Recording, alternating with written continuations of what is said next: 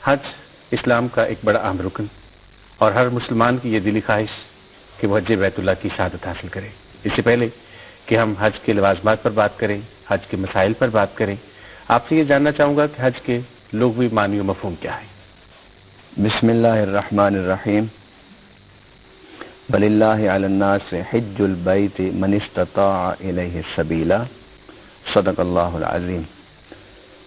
حج کا لغوی معنی قصد اور ارادہ ہے کہ انسان کسی کام کے کرنے کا ارادہ کرے، کسی سمت سفر کا ارادہ کرے اور کسی اہم اولو العزم فضیلت شان قدر والے کام کا ارادہ کرے کہ میں اسے کروں۔ اس کو لغت عرب میں حج کہتے ہیں، یعنی بنیادی معنی حج کا ارادہ، اور پھر صرف ارادہ ہی نہیں، ارادہ بھی کسی ایسے کام کا جو صاحب فضیلت ہو، صاحب فضیلت، صاحب عظمت اور صاحب قدر کام ہو، کہ جس کو کرنے سے انسان جو کام کر رہا ہے اسے عزت، شرف، بزرگی، قرب اللہ کا نصیب ہو۔ ایسے کام کو کرنے کا ارادہ لغوی طور پر حج کہلاتا ہے۔ ہاں صاحب، آپ سے یہ جاننا چاہوں گا کہ جو اسلام میں رکن ہے حج، اس کے حوالے سے ہماری رہنمائی فرمائیے گا کہ کیا اسلام سے پہلے بھی حج ہوا کرتا تھا، اور اسلام سے پہلے اور بعد کے حج میں کیا فرق ہے؟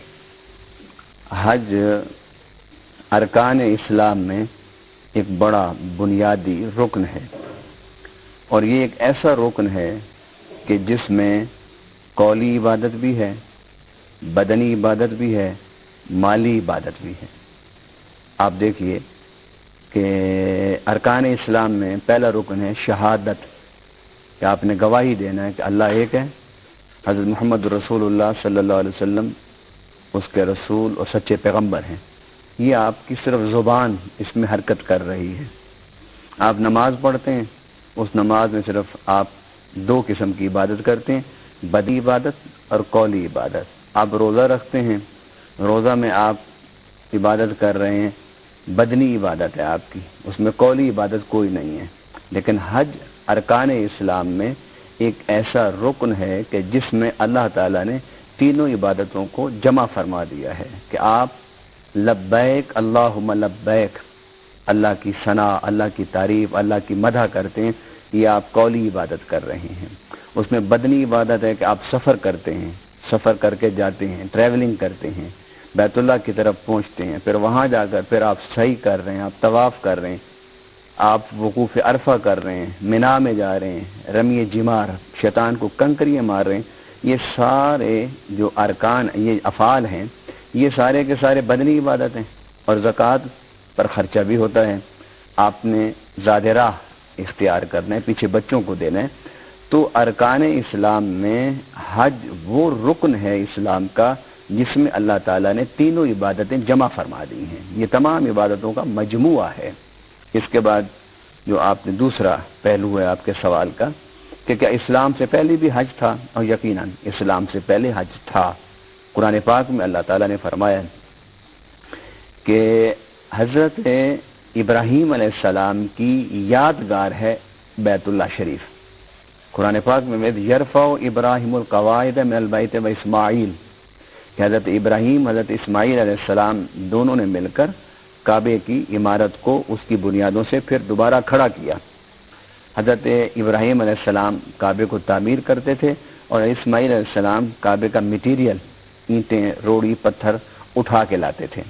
حضرت ابراہیم علیہ السلام نے جب بیت اللہ شریف کو دوبارہ تعمیر فرمایا، اللہ سے کہا کہ اللہ میری اس کاوش کو اپنی بارگاہ میں قبول فرما، تو اس کے بعد قرآن پاک میں اللہ نے فرمایا وَأَذِّنْ فِي النَّاسِ بِالْحَجِّ، اے ابراہیم اب لوگوں کو حج کی طرف آواز دو۔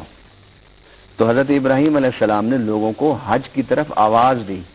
نبی پاک صلی اللہ علیہ وسلم کا ارشاد گرامی ہے کہ جس نے حضرت ابراہیم علیہ السلام کی پکار پر، کہ جو انہوں نے کہا لوگوں کے آؤ لوگوں اللہ کے گھر کی طرف حج کے لیے آؤ، اس پکار پر عالم ارواح میں جس نے لبیک کہا ہوگا وہ ضرور بیت اللہ کا حج کرے گا۔